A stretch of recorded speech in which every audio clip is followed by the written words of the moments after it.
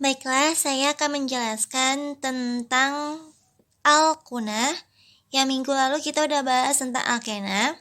Nah, untuk tata nama senyawa al-kunah tidak jauh berbeda dengan tata nama senyawa al-kenah. Yang berbeda hanya pada ikatan dan akhirannya saja. Kalau al-kenah, dia ikatan rangkap 2, sedangkan al-kunah ikatan rangkap 3. Kemudian al-kena diberi akhiran ena, sedangkan al-kuna diberi akhiran una. Untuk yang lain, selebihnya sama ya. Nah, kita lihat contoh yang pertama. Tentukan nama senyawa kimia dari struktur di bawah ini. Di sini ada CH3, kemudian ada C, ikatan rangkap 3, C, ikatan tunggal, C mengikat CH3 C25, kemudian ada ikatan tunggal lagi, ada C mengikat CH3 dan CH2H5, kemudian ada ikatan tunggal, C ikatan rangkap 3 CH. Nah, berdasarkan peraturan pada al-kunah, penomoran dimulai dari ikatan rangkap 3 terdekat. Nah, kalau kita mulai dari kiri, maka kita dapat ikatan rangkap 3-nya itu di nomor 1, 2. Kita dapat di nomor 2 ya, jika dimulai dari kiri. Namun kalau dimulai dari kanan, maka kita dapat nomor 1. Nah, jadi lebih dekat itu kan berada di sebelah kanan.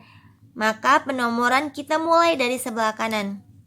Kita tulis 1, 2, 3, 4, 5, 6, 7.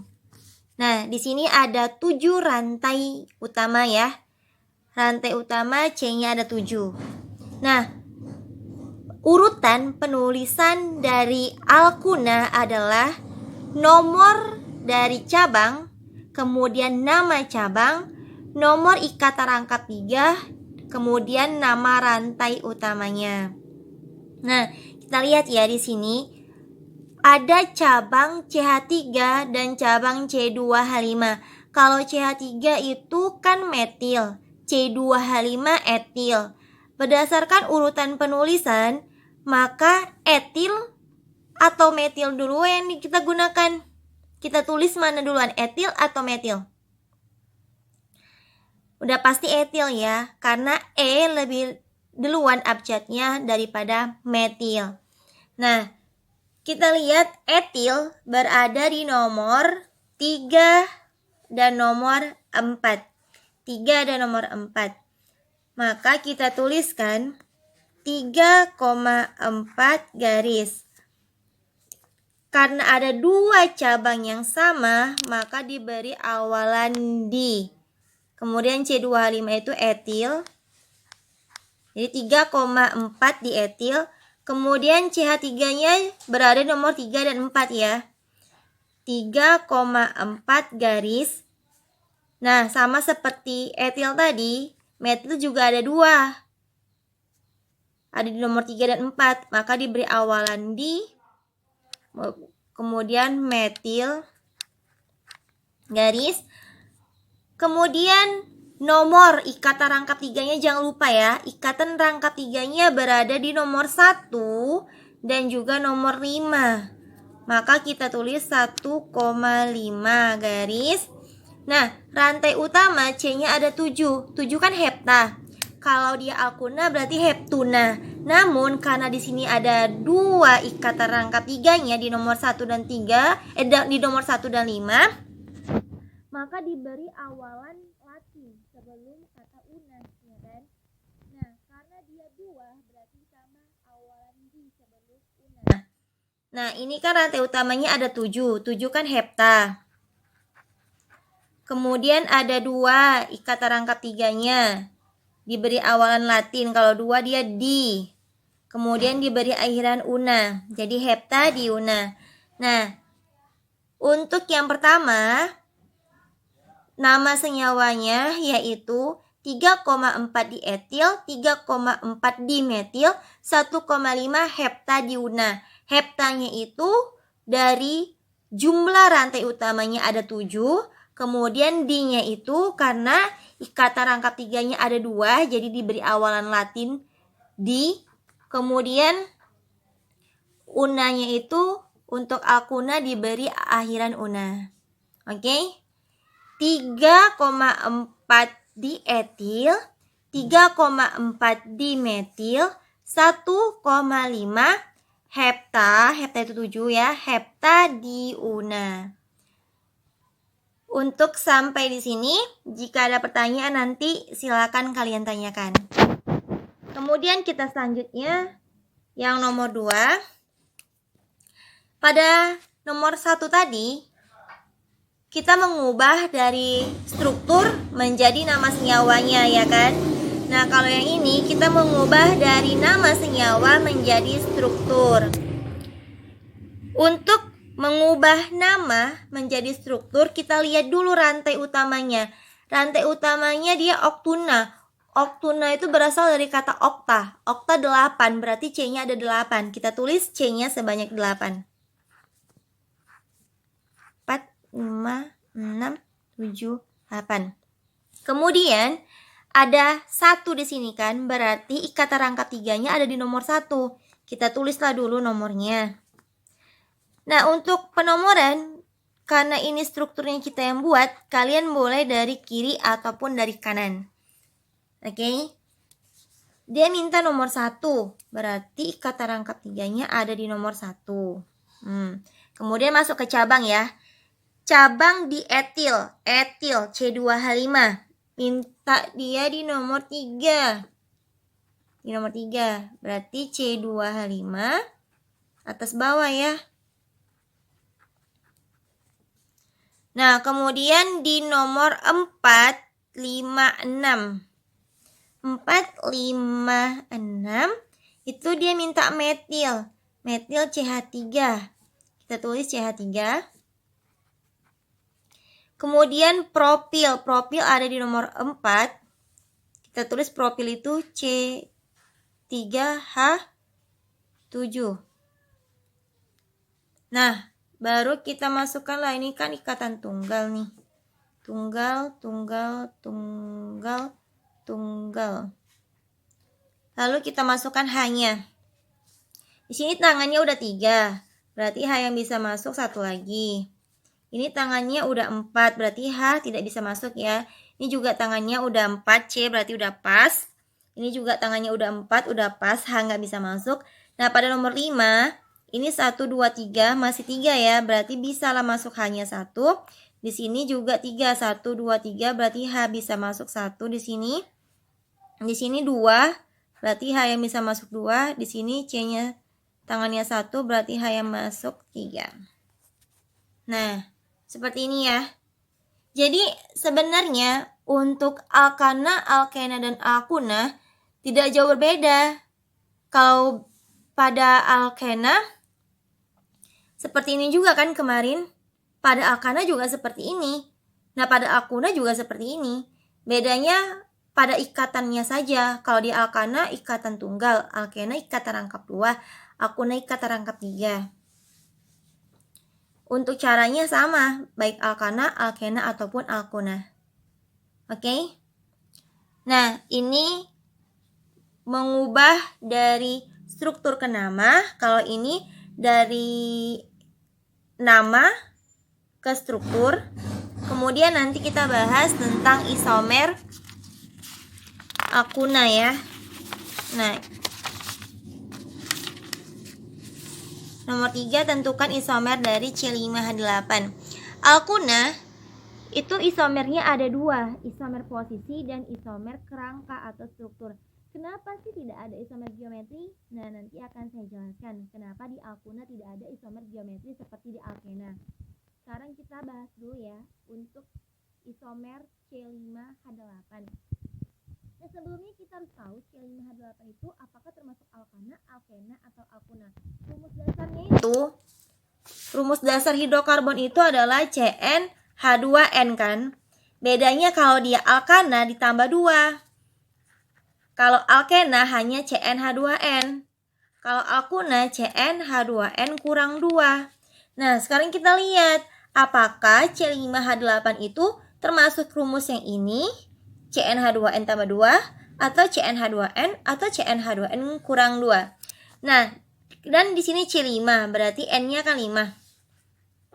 Coba kita masukkan ke sini.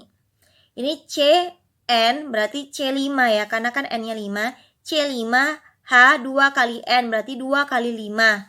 2 kali 5 10 ditambah 2 12. Berarti C5 H12.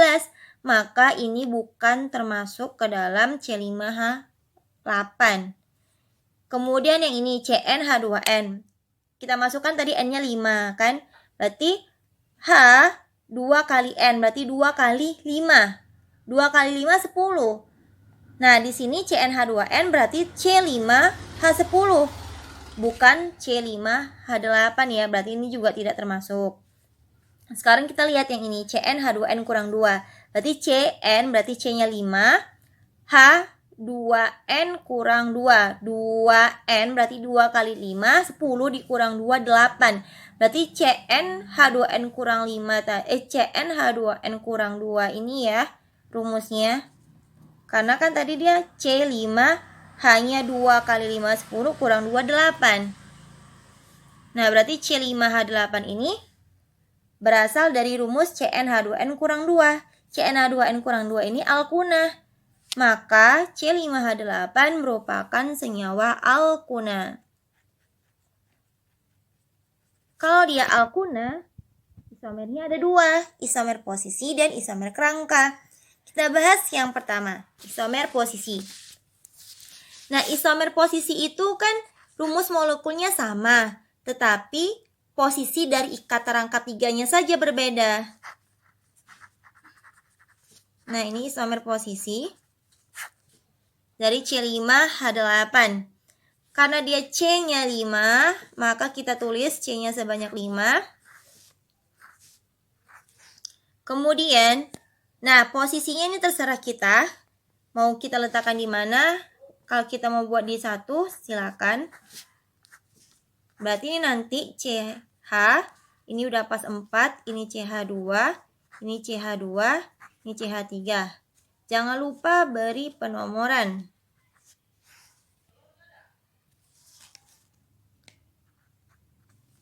Nah, kalau seperti ini kan dia tidak ada cabang.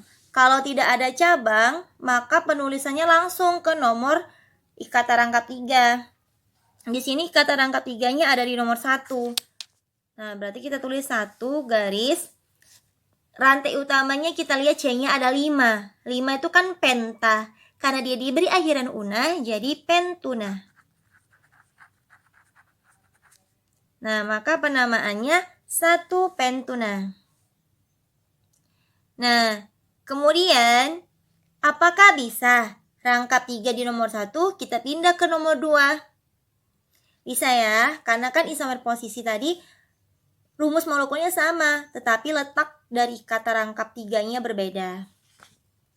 Jadi kita bisa yang mengubah ikatan rangkap 3-nya tadi dari nomor 1 menjadi nomor 2. Berarti nomor 2 di sini ya. Nah, berarti ini ikatan tunggal, tunggal, tunggal. Nah, di sini kan tangannya 1, berarti H yang bisa masuk 3. Ini tangannya udah pas 4 ya. Ini tangannya juga udah pas 4. Ini tangan C-nya 2, berarti H yang bisa masuk 2. Ini tangan C-nya 1, berarti H yang bisa masuk ada 3. Nah, seperti ini. Nah, karena dia ikatan rangkap 3-nya di nomor 2.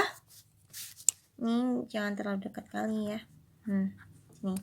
Karena dia berada di nomor 2, maka kita tinggal ganti aja 2 pentuna. Nah, seperti itu. Kalau di nomor 3 bisa nggak? Kalau di nomor 3 di sini kita letak. Kalau misalnya kita letak di sini. Nah, memang sih dari kiri 1 2 3, tapi kalau dari kanan 1 2. Nah, dari kanan dia nomor 2 ya, maka tidak bisa karena udah ada 2 pentuna. Nah, untuk C5H8 maka isomer posisinya ada 2, yaitu 1 pentuna dan 2 pentuna. Kemudian kita lihat isomer yang kedua, isomer kerangka. Kalau isomer kerangka, rumus molekul yang sama, tetapi bentuk kerangka atau strukturnya berbeda. Yang pertama itu sama seperti yang di posisi tadi, kita buat dulu yang panjang.